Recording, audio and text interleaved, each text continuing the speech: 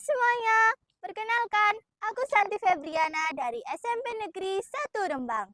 Di sini aku akan bercerita tentang legenda Timun Mas. Dahulu kala di sebuah desa yang ada di Jawa Tengah, hiduplah seorang janda tua yang bernama Mbok Sulastri. Ia hidup sebatang kara dan sangat menginginkan seorang anak. Pada suatu malam, Mbak Sulastri bermimpi didatangi oleh sesosok raksasa yang sangat besar. Raksasa itu menyuruh Mbak Sulastri untuk pergi ke hutan, mengambil sebuah bingkisan yang dekat dengan batu besar. Saat terbangun, Mbak Sulastri teringat akan mimpinya itu. Ia bergegas menuju ke hutan, ke tempat yang ditunjukkan oleh raksasa itu. Betapa terkejutnya Mbak Sulastri. Ia menemukan sebuah bingkisan yang berisi sebutir biji timun. Tanpa disadari, sesosok raksasa itu muncul di hadapan Mbak Sulastri. Mbak Sulastri pun ketakutan. Ampun Tuan raksasa, jangan makan aku. Aku masih ingin tetap hidup. Wahahaha, aku tidak akan memakanmu janda tua. Bukankah kau sangat menginginkan seorang anak? Pulanglah dan tanam biji timun itu. Kelak kau akan mendapatkan seorang anak dari timun itu. Tetapi ingat, ketika dia sudah dewasa, kau harus menyerahkannya kepadaku. Aku akan menjadikannya santapanku. Tanpa pikir panjang, Mbak Sulastri pun menyetujuinya, lalu pulang dan menanam biji timun itu. Setelah beberapa bulan berlalu, timun itu tumbuh dengan sangat baik. Akan tetapi, timun ini berbeda dengan timun-timun lainnya. Timun ini berwarna emas dan berukuran sangat besar. Setelah matang, Mbak Sulastri pun memetiknya dan membelahnya dengan hati-hati. Alangkah terkejutnya Mbak Sulastri. Ia menemukan seorang bayi perempuan di dalamnya. Mbak Sulastri mengambil bayi itu dengan sangat hati-hati. Ia merasa sangat senang karena raksasa itu tidak berbohong kepadanya. Dan Mbak Sulastri pun memberi nama bayi itu Timun Mas. Mbak Sulastri merawat dan mendidik Timun Mas dengan penuh kasih sayang. Timun Mas pun tumbuh menjadi gadis yang cantik dan baik hati. Hari yang dijanjikan pun tiba.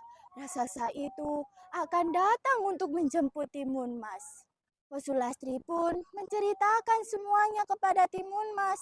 Timun Mas yang mendengarnya tersontak sangat kaget. Timun tidak mau ikut dengan raksasa itu, Ibu.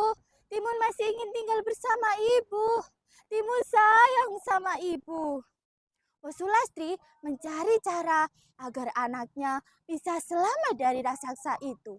Ia menyuruh Timun Mas untuk berpura-pura sakit. Hai Sulastri, mana janjimu itu? Serahkan anakmu kepadaku.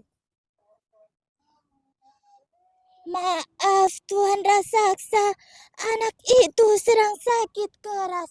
Jika kau memakannya sekarang, maka dagingnya sangat tidak enak.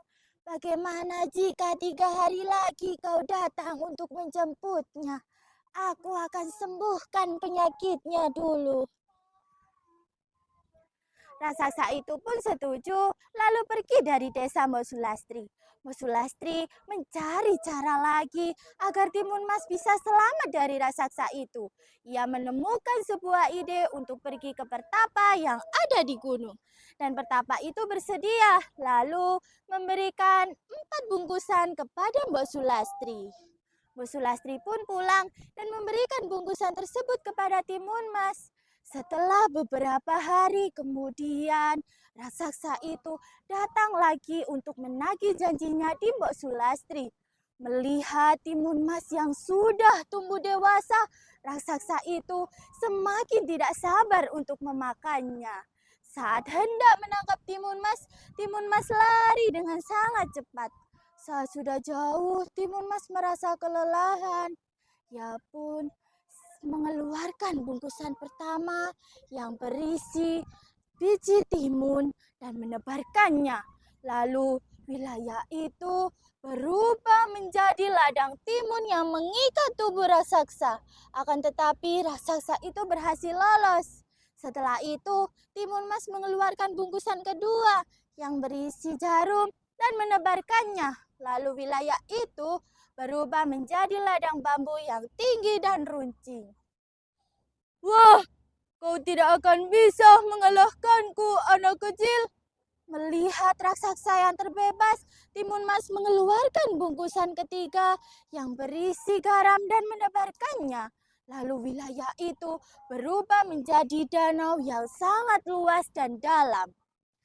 Akan tetapi, lagi dan lagi, raksasa itu berhasil berenang dan lolos. Timun Mas sangat panik karena saat ini bungkusannya hanya tersisa satu. Dengan penuh keyakinan, Timun Mas mengeluarkan bungkusan terakhir yang berisi terasi dan menebarkannya.